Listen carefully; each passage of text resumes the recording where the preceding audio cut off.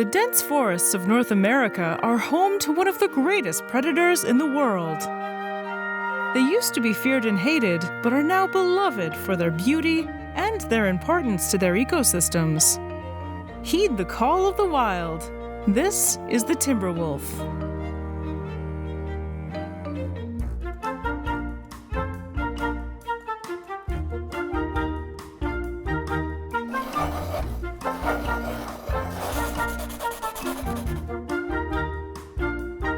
Hi, I'm Danielle Dufault, and you're watching Animalogic. Today we're in Muskoka, Ontario, and I'm gonna go see some wolves.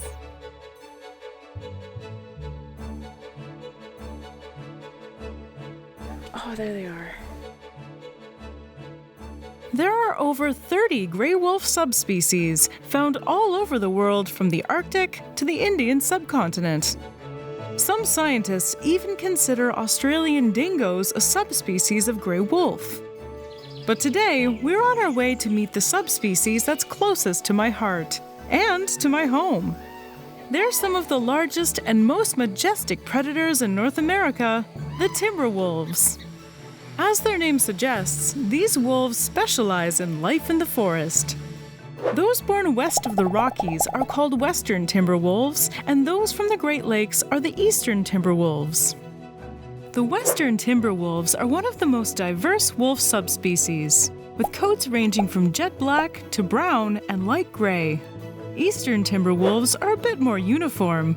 Most of them are gray and light brown.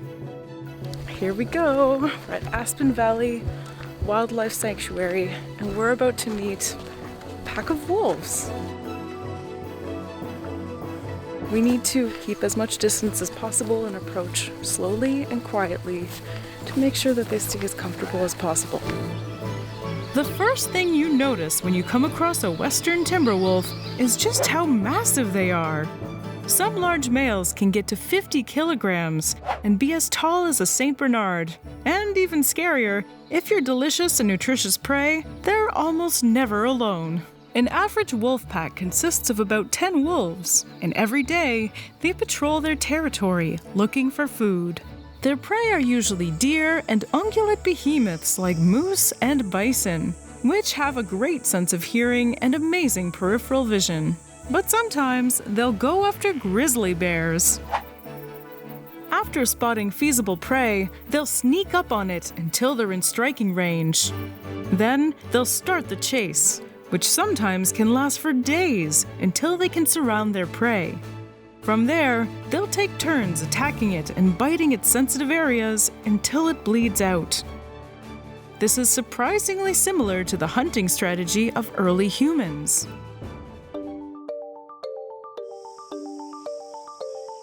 These western timberwolves haven't eaten in a couple of days, but today they're getting an easier meal.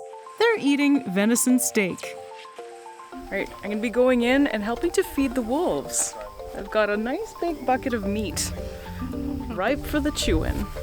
The wolves are pretty shy because they actually joined the sanctuary just about 2 months ago and haven't habituated to the people around here yet too much. But when the food comes out, everyone gets a little friendlier, right? I know I do. Little by little, the wolves come out to eat and then go back to the safety of the forest.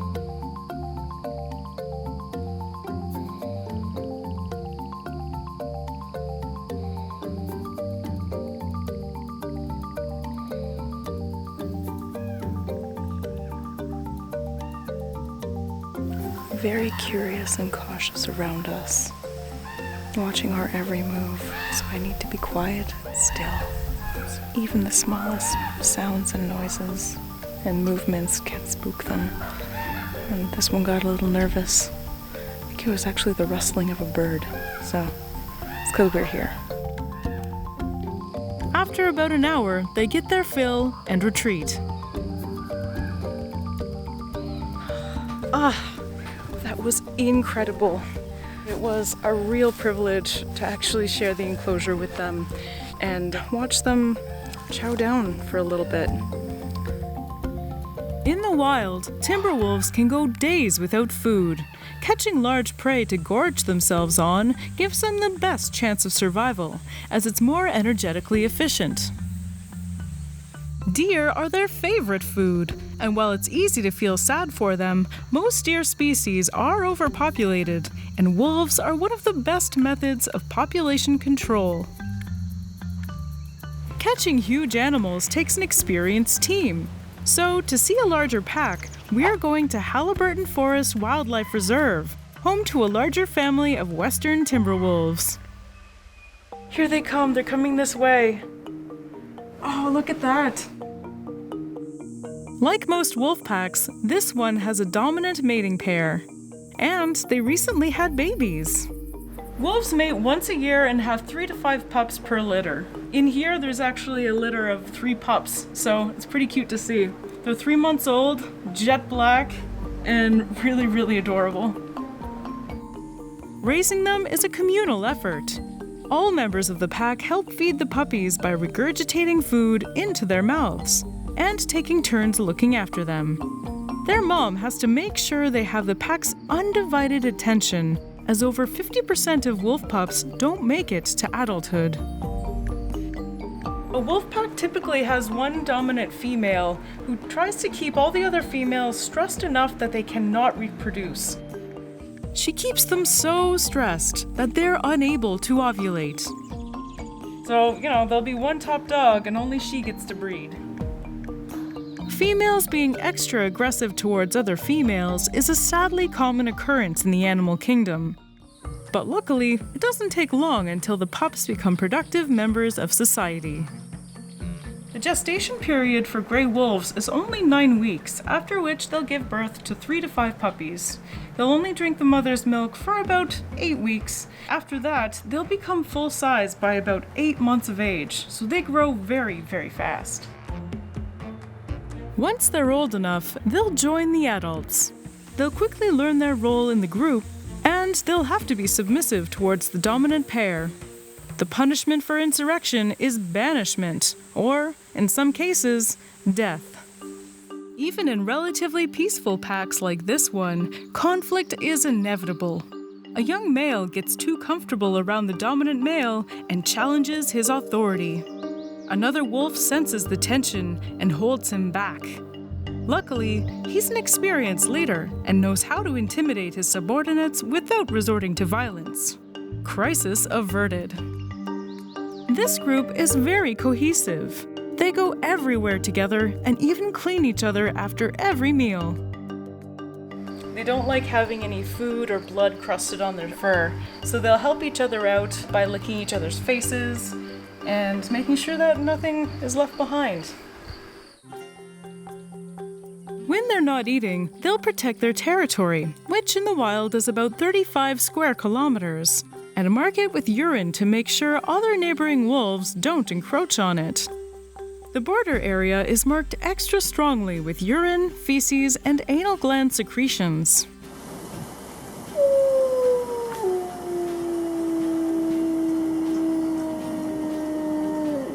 Howling is another form of communication. It can be used as an alarm call, as a way to find each other when lost, or as a threat to other wolf packs. Wolves can tell how many members there are in other packs based on their howling. If they think there's too few of them, they might attack to take over territory. Wolves tend to howl when the moon is out for 2 simple reasons. A clear night has the right atmospheric conditions for the howls to travel further, and the light makes them more active and willing to go on night hunts. Under perfect conditions, their howls can travel over 10 kilometers. And if you hear them, you can be sure you're entering the land of one of the greatest predators in the world. Watch out, Bambi.